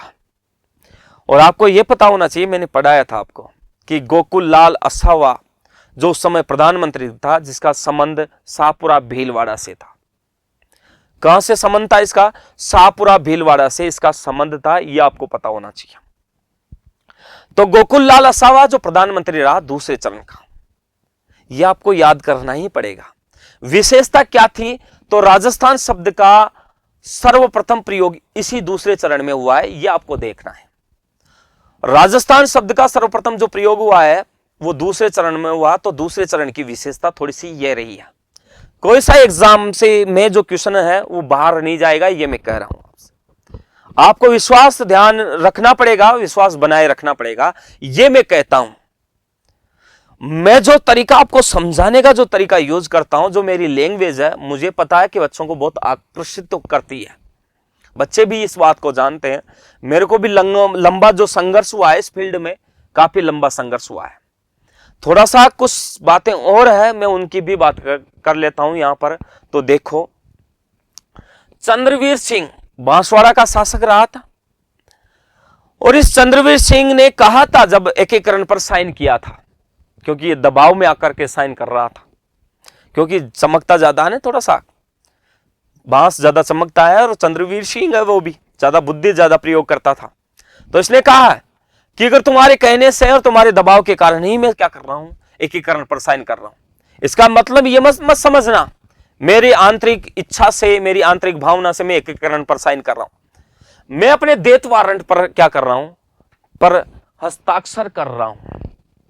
मैं अपने डेथ वारंट यानी कि मृत्यु जो प्रमाण पत्र है उस पर क्या कर रहा हूं? मैं हस्ताक्षर कर रहा हूं। यह किसने कहा था? बांसवाड़ा का शासक चंद्रवीर सिंह ने। आपसे क्वेश्चन पूछा जाएगा कि यह किस शासक ने कहा था कि मैं अपने डेथ वारंट पर हस्ताक्षर कर रहा हूं, या एकीकरण को लेकर के किस शासक ने कहा कि मैं अपने डेथ वारंट पर हस्ताक्षर कर रहा हूं?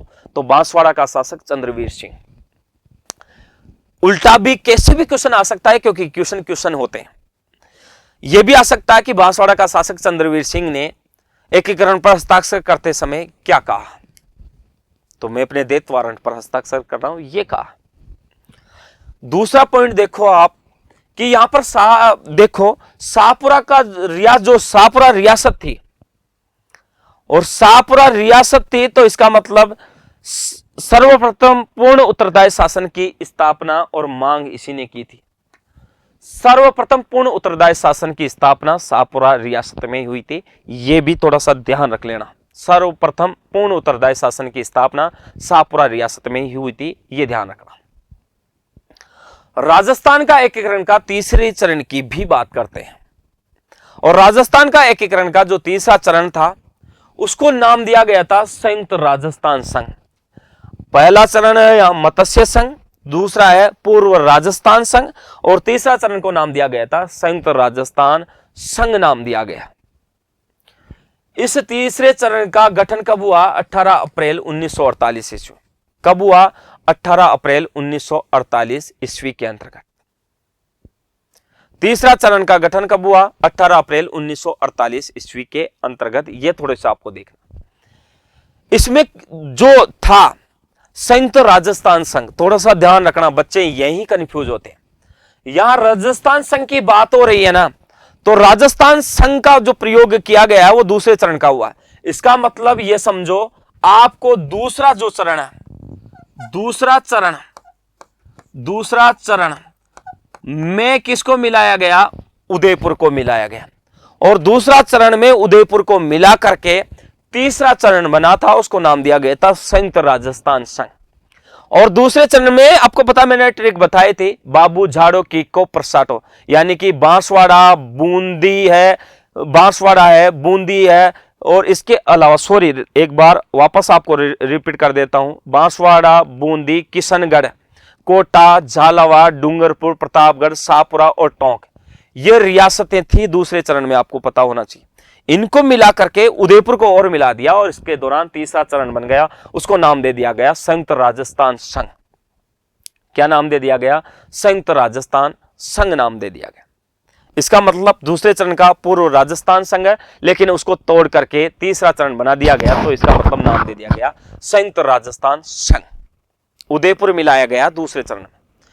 इसकी जो जनसंख्या थी वो कितनी थी? तो ये देखो 42.60 लाख इसकी जनसंख्या थी दूसरे चरण की।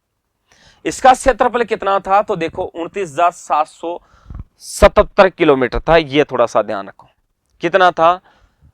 29,777 किलोमीटर तीसरा चरण। पहले का कितना था? 12,000। दूसरे का कितना था? 16,807 किलोमीटर। और तीसरे का कितना था? 29,777 किलोमीटर वर्ग किलोमीटर। ये ध्यान रखो। उसके दौरान मैं बात करूं तो देखो वार्षिक आय कितनी है? तो 316 लाख। कितनी है? तीसरे चरण की वार्षिक आय 316 लाख। पहले चरण की वार्षिक आय कितनी है? 184 लाख। दूसरे की 2 करोड़ से अधिक, तीसरे की 316 लाख की बातें यहां हो रही है। आगे चल रहे हैं तो देखो इस तीसरे चरण का उद्घाटन किसने किया था? यहां उद्घाटन कहां पर हुआ था पहले ये बात कर लेते हैं। तो उद्घाटन सिटी पैलेस।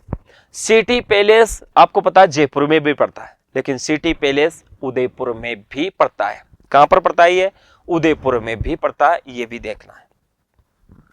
तो सिटी पैलेस उदयपुर में इसका उद्घाटन हुआ, क्योंकि उदयपुर ही तो शामिल कर रहे हैं अपन, तो ये चीज देख लेना, उदयपुर में इसका उद्घाटन हुआ है, क्योंकि उदयपुर तीसरे चरण में शामिल करके तीसरा चरण अपन बना रहे हैं। उद्घाटनकर्ता की बात करूं तो उद्घाटनकर्ता कौन था? तो पंडित जवाहरलाल नेहरू था, ये ध्यान रखना। उद्घाटनकर्ता कौन था? पंडित जवाहरलाल नेहरू। तीसरे चरण का उद्घाटन इसी ने किया था, यह ध्यान रखना। आप देखो पहले चरण का उद्घाटनकर्ता नरहरि विष्णु गौडगिल या एनवी गौडगिल था। दूसरे का भी वही था, तीसरे का पंडित जवाहरलाल नेहरू उद्घाटनकर्ता रहा था। राज प्रमुख कौन था? तो राज प्रमुख था भूपाल सिंह। कौन था? भूपाल सिंह, यह ध्यान रखना। अब आपको यह पता होना चाहिए भूपाल सिंह कहां का शासक था, तो आपको पता होना चाहिए, मैंने बताया था आपको, पता क्या बताया था आपको? भूपाल सिंह। और भूपाल सिंह मैंने ABCD अलवर, भरतपुर, करौली और धौलपुर यह समझाया था आपको। वहां के शासक बताए थे मैंने आपको, पता हो तो बताए थे या नहीं बताए थे? वहां पर कहीं नाम नहीं आया इसका भूपाल सिंह का, तो इसका मतलब भूपाल सिंह कहां का शासक हो सकता है यह आपको पता होना चाहिए। तो भूपाल सिंह कहां का शासक है ये देखो, इनमें से एक का भी नहीं है। तो भूपाल सिंह शासक है कहां का? उदयपुर का। समझ गए बात? कहां का शासक है? उदयपुर का, ये ध्यान रखना। कहीं पर अपन ने भूपाल सिंह का जिक्र नहीं किया ना, उदयपुर ही तो बच रहा था अपना। तो भूपाल सिंह उदयपुर का शासक है, ये ध्यान रखना। और ये राज प्रमुख बना है, ये ध्यान रखना। उपराज प्रमुख बनेगा कौन? अपन बात करेंगे दूसरे चरण का। मैंने कहा ना जो उपराज प्रमुख बना उसी का उपराज प्रमुख बनेगा। और अब ये भी बातें की है कि उपराज प्रमुख का पद कब बना था? तो दूसरे चरण में बना था। अब उपराज प्रमुख कौन बनेगा? जो यहां पर दूसरे चरण का, तीसरे चरण का उपराज प्रमुख दूसरे चरण का बनेगा, राज प्रमुख जो होगा। लेकिन दूसरे चरण का उपराज प्रमुख किसको बनाया? बहादुर सिंह को, जो बूंदी का शासक था। तो उपराज प्रमुख कोटा का शासक भीम सिंह, क्योंकि कोटा के लोग भीम होते हैं। बहादुर तो कहां के? बूंदी के होते हैं। राजधानी किसको बनाई गई? तो उदयपुर को शामिल करेंगे तो राजधानी उदयपुर ही बनेगी। तो राजधानी की तीसरे चरण की कौन सी रही? उदयपुर रही। पहले चरण की राजधानी अलवर, ठिकाना नीमराना। दूसरे चरण की राजधानी कौन सी रही? तो आपको पता होना चाहिए, यहां पर राजधानी रही है दूसरे चरण में बाबू झाड़ो कीको प्रसाटो, कोटा रही है। तीसरे चरण की उदयपुर रही है। प्रधानमंत्री कौन था? माणिक्यलाल वर्मा, जो मेवाड़ का क्या कहलाता था? गांधी था। प्रधानमंत्री कौन? माणिक्यलाल वर्मा, जो मेवाड़ का क्या कहलाता था? गांधी कहलाता था। थोड़ा सा ये भी ध्यान रखना, प्रधानमंत्री का थोड़ा सा ध्यान रखना आपको। माणिक्यलाल वर्मा जो कहां का था? मेवाड़ का गांधी था। आगे की भी बात करें तो देखो भूपाल सिंह की बात करें तो भूपाल सिंह आपको पता है कि उदयपुर का शासक रहा था, जो यहां का राज प्रमुख था। लेकिन तीसरे चरण का उपराज प्रमुख भीम सिंह, जो कोटा का शासक रहा था, यह आपको पता होना चाहिए। भूपाल सिंह ने 1946 ईस्वी में राजस्थान यूनियन की क्या की है, स्थापना की है। एक संगठन बनाया है राजस्थान यूनियन, और इस भूपाल सिंह ने, उदयपुर के शासक ने 1946 ईस्वी में राजस्थान यूनियन संघ की स्थापना की है, राजस्थान यूनियन की स्थापना की है। थोड़ा सा आपको यह भी ध्यान रखना है, बहुत इंपॉर्टेंट लाइन है। सर्वप्रथम राजस्थान एकीकरण का प्रयास इसी व्यक्ति ने किया था, यह ध्यान रखना, इसी रियासत के लोगों ने किया था। भूपाल सिंह ने सर्वप्रथम राजस्थान एकीकरण का प्रयास किया था, यह भी आप ध्यान रखना। तो एग्जाम में कोई सा भी क्वेश्चन आए, कोई सा क्वेश्चन बाहर नहीं जा सकता, यह थोड़ा सा ध्यान रखो। उसके बाद में थोड़ा सा देखते हैं राजस्थान एकीकरण का जो चौथा चरण है उसकी बात करते हैं, चौथा चरण की बात कर लेते हैं। और राजस्थान का एकीकरण का जो चौथा चरण रहा है, उस चौथे चरण को नाम दिया गया वृहत राजस्थान संघ। क्या नाम दिया गया? वृहत राजस्थान संघ। पहले चरण को नाम दिया गया मत्स्य संघ, दूसरे को पूर्व राजस्थान संघ, तीसरे को वृहत राजस्थान संघ, और चौथे को वृहत राजस्थान संघ। क्या नाम दिया गया? वृहत राजस्थान संघ। थोड़ा सा ध्यान रखना, ठीक है। तो देखो, वृहत राजस्थान संघ जो नाम दिया था, एक सेकंड थोड़ा सा देखो, हाँ, वृहत राजस्थान संघ नाम दे दिया गया, ठीक है, कोई दिक्कत नहीं। देखो आगे की बात करता हूं, तो इस वृहत राजस्थान संघ की अपन बात कर रहे थे, तो वृहत राजस्थान संघ जो चौथे चरण का नाम दिया गया, इसका गठन कब किया गया? तो 30 मार्च 1949 ईस्वी में राजस्थान एकीकरण के दौरान इसका वृहत राजस्थान संघ का गठन हुआ। 30 मार्च 1949 ईस्वी को क्या हुआ? गठन हुआ था चौथे चरण का। यहां राजस्थान दिवस मनाया गया जाता है आज भी। 30 मार्च को क्या किया जाता है? राजस्थान दिवस मनाया जाता है। तो आपको पता होना चाहिए 30 मार्च को राजस्थान दिवस मनाया जाता है, यह आपको पता होना चाहिए। राजस्थान दिवस आज हर साल जब से ही लेकर के 30 मार्च को राजस्थान दिवस मनाया जा रहा है, यह आप ध्यान रखो। राजस्थान दिवस की बात कर रहे हैं अपन। उसके बाद में देखो, इस राजस्थान के जो चौथा चरण था उसमें कौन कौन सी रियासतें मिलाई गई? तो 4 रियासतें मिलाई गई और एक ठिकाना इसमें आता था। 4 रियासतें कौन सी थी? तो देखो, 4 रियासतों के अंतर्गत अपन ने जैसे की बात की है ऊपर, संयुक्त राजस्थान संघ की अपन ने बात की थी, उनमें जो उदयपुर को अपन ने मिलाया था, ये सारी मिलकर के उसमें जयपुर, जोधपुर, बीकानेर और जैसलमेर को मिलाया था। इसकी ट्रिक अगर शॉर्ट की बात करें तो JJB क्या होती है? JJB, जयपुर, जोधपुर, जैसलमेर और बीकानेर, ये शॉर्ट इसकी ट्रिक होती है, ये थोड़ा सा ध्यान रखो आप। और यहां पर जयपुर, जोधपुर, बीकानेर और जैसलमेर के शासकों को, यानी कि इन रियासतों को मिलाकर, शासकों के माध्यम से इन रियासतों के शासकों ने शासन किया था, यह थोड़ा सा देखो। जयपुर की बात करता हूं, आपको पता जयपुर का शासक था मानसिंह द्वितीय। यहां बात करें जोधपुर का शासक, तो आपको पता जोधपुर का शासक था हनुवंत सिंह। कौन था? हनुवंत सिंह। क्योंकि जोधपुर है तो है आ रहा, वहां जोधपुर में है आ रहा है, क्योंकि जोधपुर के जो लोग होते हैं वो हनुमान जी के बड़े भक्त होते हैं। जोधपुर के जो लोग होते हैं वो क्या होते हैं? हनुमान जी के बहुत बड़े भक्त होते हैं, ये ध्यान रखो। क्योंकि डूंगरपुर का संबंध लक्ष्मण से है, तो जोधपुर का संबंध हनुमान जी से है, तो हनुवंत सिंह था, ये ध्यान रखो। बीकानेर का जो शासक है वो शार्दुल सिंह है। कौन है? शार्दुल सिंह। बीकानेर का शासक था शार्दुल सिंह, ये ध्यान रखना। उसके बाद में मैं बात कर रहा हूं जैसलमेर का शासक, तो जैसलमेर का शासक रघुनाथ सिंह। ये चौथे चरण में मिले थे, ये 4 रियासतें और एक ठिकाना आता था लावा। ये जो लावा था पहले तो जयपुर रियासत में आता था, लेकिन बाद में जब टोंक जिला बना तो ये कहां पर चला गया? वर्तमान में टोंक जिले में आता है लावा। पहले जयपुर रियासत में ही आता था, ये थोड़ी सी ध्यान रखनी है। चौथे चरण का वृहत राजस्थान संघ का जो गठन किया गया है, जो उद्घाटन हुआ है, तो गठन तो आपको पता, मैंने पढ़ा है कि 30 मार्च 1949 ईस्वी को हुआ है, लेकिन उसके दौरान इसका जो उद्घाटन हुआ है वो कहां पर हुआ है? सिटी पैलेस जयपुर में। लेकिन आपको पता है तीसरा चरण है उदयपुर का सिटी पैलेस उदयपुर में हुआ, तो इसका भी सिटी पैलेस जयपुर में हुआ है चौथे चरण का। ध्यान रखना, उद्घाटन चौथे चरण का सिटी पैलेस जयपुर में हुआ। उद्घाटन करता कौन था? तो सरदार वल्लभ भाई पटेल चौथे चरण का उद्घाटन करता रहा है। यह बड़ी बात है, क्योंकि उस समय राजस्थान के लोगों ने सबसे पहले रियासतों के एकीकरण के दौरान साइन किया था। इन्होंने ही लगातार निरंतरता के दौरान यहां पर क्या हुआ? साइन हुआ था। तो उद्घाटन करता कौन था? सरदार वल्लभ भाई पटेल। थोड़ा सा ये ध्यान रखना है। राजधानी की बात करें तो राजधानी कौन सी रही थी चौथे चरण की? तो राजधानी रही थी जयपुर। राजधानी जयपुर को ही बनाया गया था। बात करूं महाराजा प्रमुख की, किसकी बात करता हूं? महाराजा प्रमुख की।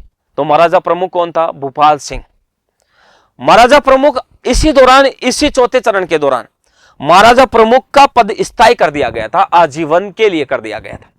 तो महाराजा प्रमुख जो रहा था वो कौन सा था? भूपाल सिंह, क्योंकि उदयपुर का शासक ही क्या बनेगा? महाराजा प्रमुख बनेगा। आपको पता है बीकानेर का शासक कौन था? शार्दुल सिंह। कौन था? शार्दुल सिंह। ये थोड़ा सा ध्यान रखना। यहां पर जोधपुर का शासक कौन था? हनुमंत सिंह। ये भी थोड़ा सा आपको क्या रखना पड़ेगा? हनुमंत रखना पड़ेगा, आपको याद रखना पड़ेगा। राज प्रमुख की बात करें तो यहां राज प्रमुख कौन था? तो मान सिंह द्वितीय था, जो आजीवन राज प्रमुख रहा था। उपराज प्रमुख की बात करें तो उपराज प्रमुख की बात करते हैं, क्योंकि महाराजा प्रमुख जो था पद यही बना था। और उपराज प्रमुख कौन है? भीम सिंह को बनाया गया था, जो कोटा का शासक था। वो महाराजा प्रमुख है जो पद यही बना था, क्योंकि उपराज प्रमुख का पद दूसरे चरण में बना था। थोड़ा सा ध्यान रख लेना। तो उपराज प्रमुख कोटा का शासक भीम सिंह। दूसरा शासक कौन था? हनुमंत सिंह था। हनुमंत सिंह कहां का शासक? जोधपुर का शासक। इसको भी उपराज प्रमुख बना दिया गया था। प्रधानमंत्री कौन रहा? तो हीरालाल शास्त्री प्रधानमंत्री रहा था चौथे चरण में। यह थोड़ा सा आपको ध्यान में रखना पड़ेगा। जोधपुर के शासक हनुमंत सिंह ने जोधपुर को पाकिस्तान में मिलाना चाहता था। क्यों? क्योंकि ये जो हनुमंत सिंह था, ये उस समय हैदराबाद जो शासक था, हैदराबाद के शासक के दौरान उनके दबाव में, क्योंकि हैदराबाद का एक शासक था जो जूनागढ़ गुजरात पर था ना, वहां के शासक पर दबाव दिया गया था। और उसके आधार पर, क्योंकि जूनागढ़ के शासक का जो संबंध था वो जोधपुर के महाराजा हनुमंत सिंह से काफी अच्छे थे, मित्र था एक तरीके से। इसके दबाव के आधार पर, भाषा के आधार पर ये पाकिस्तान में मिलना चाहता था। इसलिए हनुमंत सिंह ने घोषणा कर दी थी कि हम तो मारवाड़ क्षेत्र को किस पर मिला रहे हैं? पाकिस्तान पर। लेकिन सरदार वल्लभ भाई पटेल के प्रेशर और धमकी के माध्यम से इसने राजस्थान के विलय पत्र पर क्या किया गया? साइन किया गया था। तो आपको पता होना चाहिए कि जोधपुर का शासक कौन है? तो हनुमंत सिंह है।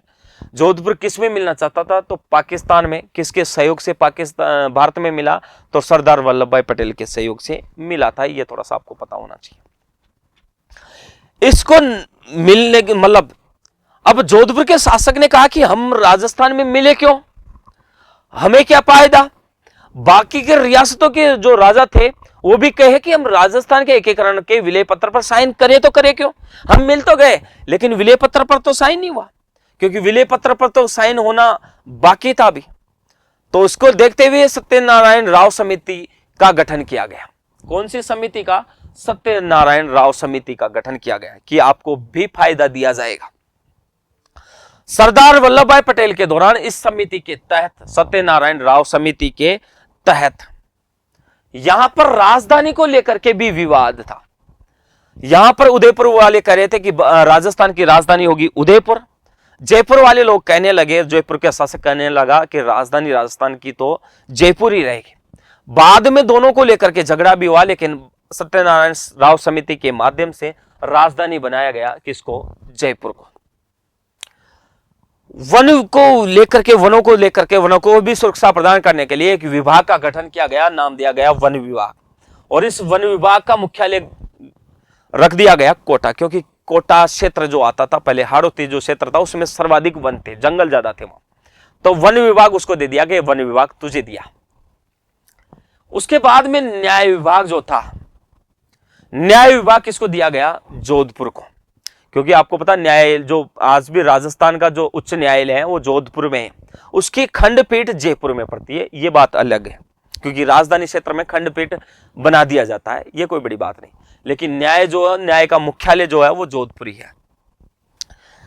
यहां खनिज विभाग की बात करें तो जहां जिस क्षेत्र में खनिज ज्यादा मिलते हैं, आप खनिज जो है वो उदयपुर क्षेत्र में सबसे ज्यादा मिलते हैं। उदयपुर, चित्तौड़, इनमें खनिज ज्यादा मिलता है। तो खनिज विभाग किसको दे दिया? उदयपुर क्षेत्र को दे दिया। ये बहुत इंपॉर्टेंट है। शिक्षा विभाग की बात करें तो शिक्षा विभाग बीकानेर क्षेत्र को दे दिया, बीकानेर के रियासत को दे दिया गया। और बीकानेर का शासक कौन था? शार्दुल सिंह, ये ध्यान रखना। कृषि विभाग की बात करें तो जहां पर कृषि क्षेत्र ज्यादा था, जिसका क्षेत्रफल ज्यादा था और ज्यादा कृषि करते थे, जहां के लोग, किसान जो थे ज्यादा कृषि पर निर्भर थे, वो कृषि विभाग कहां पर पड़ता था? भरतपुर के अंतर्गत, उसको भरतपुर को दे दिया गया। तो इस प्रकार विभागों को भी बंटवारा किया गया। राजधानी बनाए गए सत्यनारायण राव समिति के आधार पर जयपुर को, वन विभाग कोटा को दे दिया गया, न्याय विभाग जोधपुर, खनिज विभाग उदयपुर, शिक्षा विभाग बीकानेर और कृषि विभाग भरतपुर को दे दिया गया। ये ध्यान रखो। राजस्थान एकीकरण में अपन 5वें चरण पर चलते हैं। कौन से चरण पर चलते हैं? 5वें चरण पर चलते हैं। तो राजस्थान एकीकरण का 5वां चरण की बात करें तो देखो, राजस्थान एकीकरण का 5वां चरण जो नाम दिया गया था वो था संयुक्त व्रत राजस्थान संघ। संयुक्त व्रत राजस्थान संघ है। संयुक्त राजस्थान संघ की भी बात कर ली, व्रत राजस्थान संघ की भी बात कर ली, लेकिन इन सबको मिला करके एक बना दिया गया संयुक्त व्रत राजस्थान संघ। लेकिन इस चरणों में अभी मत्स्य संघ शामिल नहीं है, बस बाकी सब शामिल है इसमें, ये आपको देखना। संयुक्त व्रत राजस्थान संघ की बात करें 5वां चरण की, तो इसका गठन हुआ था 15 मई 1949 ईस्वी को। कब हुआ? 15 मई 1949 ईस्वी को हुआ था। यह थोड़ा सा ध्यान रखना। 5वां चरण का गठन 15 मई 1949 ईस्वी को हुआ था। इसमें विलय किसका हुआ? तो मत्स्य संघ को व्रत राजस्थान में मिलाया गया। मत्स्य संघ को मिलाने के कारण ही इनको शामिल किया गया। मैंने ये तो कहा था कि कहने का मतलब ये है, 5वां चरण बना तो अभी मत्स्य संघ नहीं मिला, लेकिन अब जो 5वां चरण बन गया तो इसका मतलब मत्स्य संघ इसमें मिल गया है। तो मत्स्य संघ को व्रत राजस्थान में मिलाया गया और नाम दे दिया गया संयुक्त व्रत राजस्थान संघ। ये अलवर, भरतपुर, करौली, धौरपुर भी मिल गए हैं, सब मिल गए। बाबू झाड़ो के इक्को प्रसाटो, उदयपुर भी मिल गया, जयपुर, जोधपुर, जैसलमेर, बीकानेर सब मिल गए और इस नाम दिया गया संयुक्त व्रत राजस्थान संघ। इसको देखते हुए एक समिति का गठन किया गया है। देखो, शंकर राव देव समिति।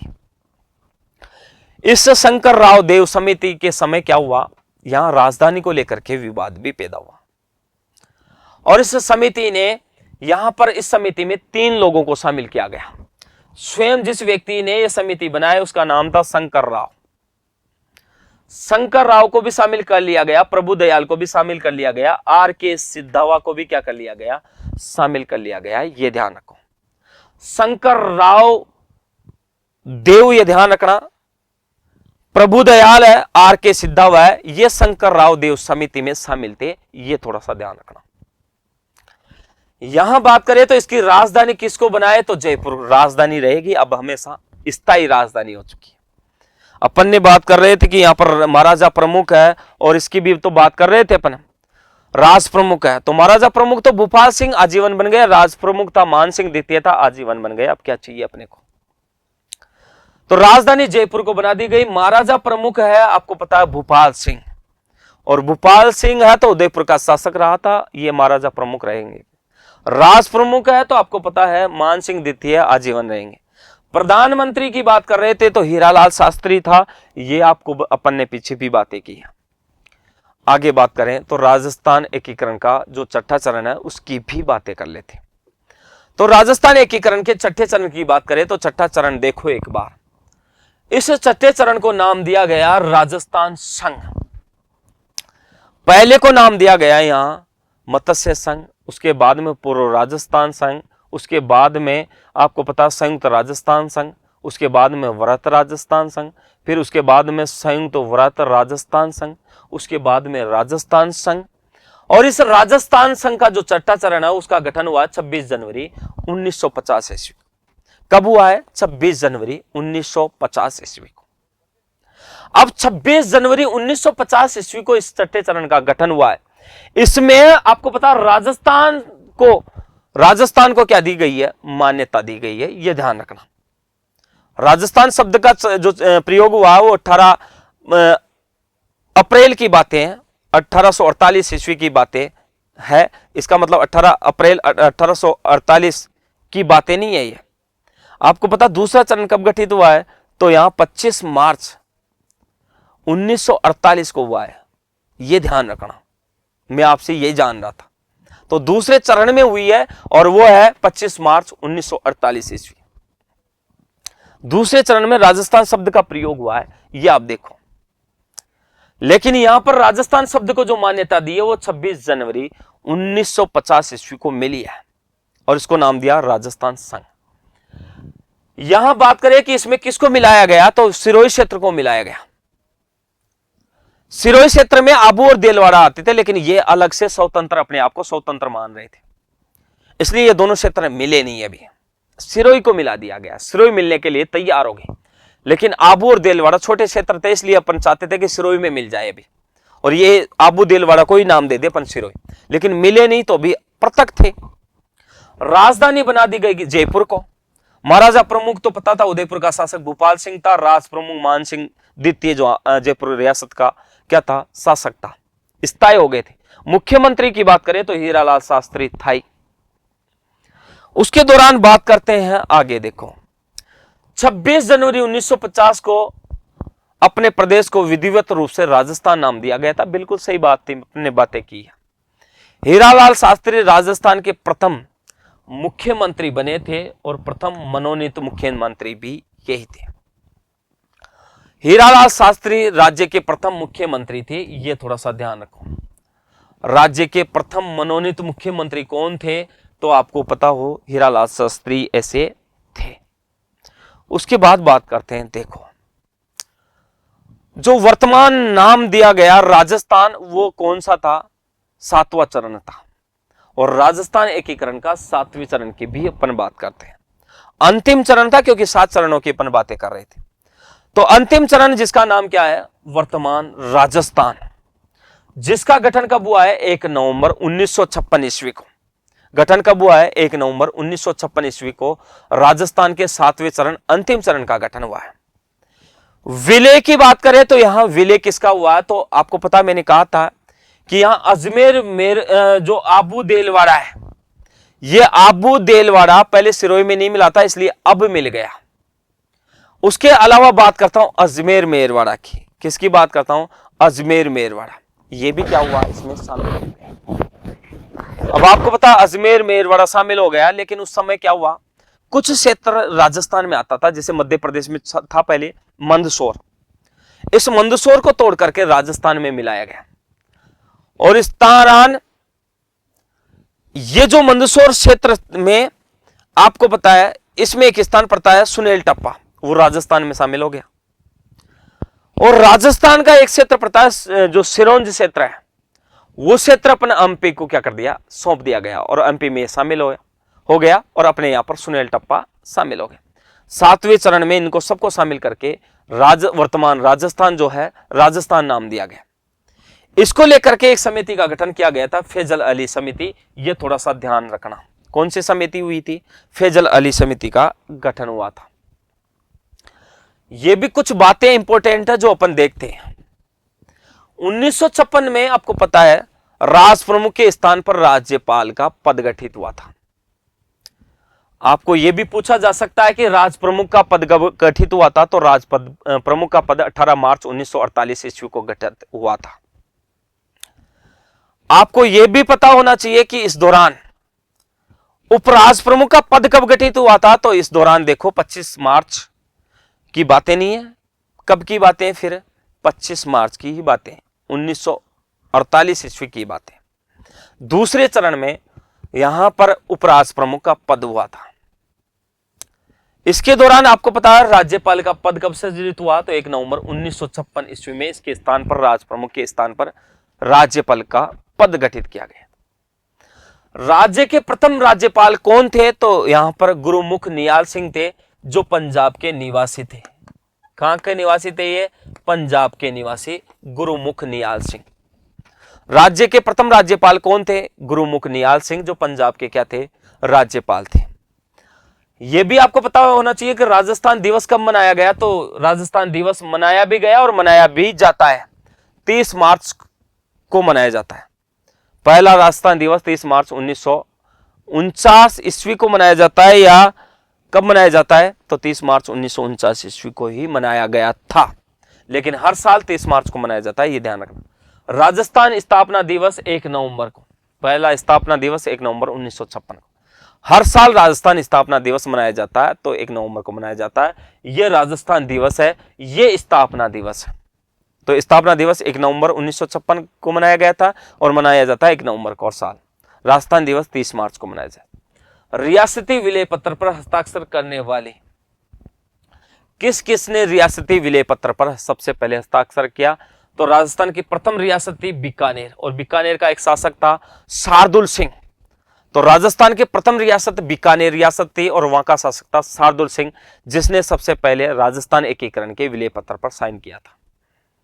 राजस्थान की अंतिम रियासत कौन सी थी, तो धौलपुर थी, यह ध्यान रखना। जिसने विलय पत्र पर अंत में साइन किया था, धौलपुर का शासक था उदयभान सिंह। धौलपुर का शासक कौन था, उदयभान सिंह, यह ध्यान रखना। तो राजस्थान की अंतिम रियासत कौन सी थी, धौलपुर थी, जिसने यहां पर अंतिम रूप से क्या किया था, हस्ताक्षर किया था, क्योंकि धौलपुर के जो शासक थे वो धोदे थे, उदयभान सिंह। उसके बाद बात करते हैं आगे। इसका मतलब देखो, जो महत्वपूर्ण बातें थी वो अपन ने बात की। कुछ महत्वपूर्ण बातें मैंने इनमें जिक्र किया था। इसी के साथ मैं आज आपसे लेता हूं थोड़ा सा विदा।